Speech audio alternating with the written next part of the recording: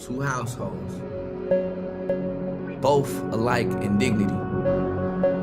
In fair Verona, where we lay our scene. The first time I read Romeo and Juliet, I was like, this is weak, I don't get it.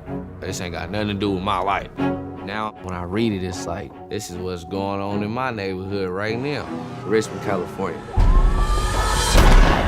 Congratulations on such a powerful film.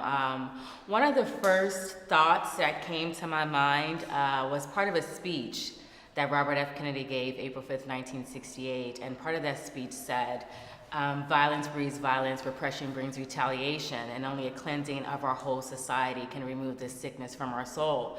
So your film definitely is cleansing in some sort of way. Did you think, that was going to happen when you began the process for this? Nah, I thought mostly it was just gonna be a way for me to express myself and the young people who we was working with to write this play to express themselves. Hopefully that it can bring some awareness to our Richmond community. Once we started filming the project and it started getting a lot of support, I was hoping that whatever we filmed would be something that inspired other folks to keep doing what they're already doing in this line of work, and if not, to jump on board and get with it. Okay. Russell, how did you become attached to this? I mean, there are just so many projects that I'm sure you're asked to be a part of, but this, you decided you wanted to come on board with. Like, why was that? I have an affinity for poetry, as one of the better angels in hip hop, right? Because then the silence allows people the freedom to really say very powerful things. Where music it can be celebratory, it can be a lot of things. It can inform the artist and stop the artist from really digging deeper. So silence is golden. It's the best soundtrack, when you really want the emotions out. And a lot of the stuff that he's saying and a lot of the stuff that he's doing is critical. There's something about listening to your healing words, that any words that from your heart that really help heal, even if they sound like struggle on the surface. But so this experience he had, by not going to jail, not being a drug dealer, not doing all the things that he was in trajectory made good sense for him. The real good sense was to learn himself, and you study yourself through art. That's how you get to know yourself, especially expressive art like this. You can't not know more about yourself after the experience of digging. That digging is the process. That's life's only journey and goal in some ways. So I watched him, really deliver a message, a powerful message, to his community and the world, by creating this. I'm glad to be part of it. I wanted to get out. I see poetry has become a much bigger piece of hip hop again. It's had a resurgence. So I'm excited about it. So who are some of the poets that inspire you when you think about, your work?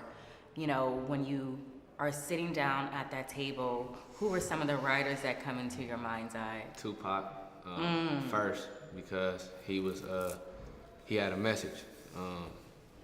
Talked about what I'm talking about. He experienced and a lot of the things I experienced. Black Ice, who got me started with like, oh, I can do it. If Pac can do it, and I saw how Black Ice did his thing, I'm like, oh, I can do it. And then a homegirl of mine, Shanaka High, she introduced me to the poet Amir Suleiman, and just seeing him, and then a few people liking me to him, and before I even knew who he was, and before I even knew what my style was. So it's like when I see them perform and how they just go all the way in and be vulnerable and put it out there, it's like what I'm playing for. So I try to always step my level up in writing, but more importantly, just get more vulnerable with my pieces. Amazing. My last question is, what do you want to say to young people, who have to fight so hard to overcome the insurmountable, who are in situations like yourself and many of us who come from, heavily crime-ridden areas, low economics? What's the message that you want to say? Man, whatever it is that you think, you're going to become that. So if you want better for your environment, you got to think better for yourself. And that's just simple as that. As far as that thought, believe in that thought, that whatever you think for yourself, you're going to become that. So if you want better, you got to think better. And then it's going to be a struggle to retrain your thought patterns, but just believing like, I want better for me and my environment. And if I think better, then I'm going to be better. Boom, and then get to work. Thank you so much. As a man thinketh, So he is. That's Exactly. right. Thank you so much, gentlemen. Thank Continue you. blessings and success with this project. I'm so proud of it.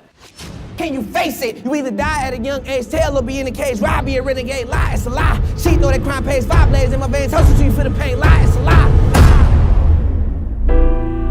Donte was at that interesting crossroads where he had just discovered spoken word. I didn't know if he'd be interested in teaching. It was either that or the streets, so I changed my profession. We finna take Romeo and Juliet, rewrite it, and make it fit Richmond. Romeo is from North Richmond, Juliet is from Central. That's what make it like, ooh. And they were black? Ooh. I really started looking at hustling as just killing your own people, bro. You're killing your own people. Step forward if you have lost someone to gun violence. I got a community dependent on me. I can't let fear stop me from doing what I gotta do. My little brother just got killed a couple days ago.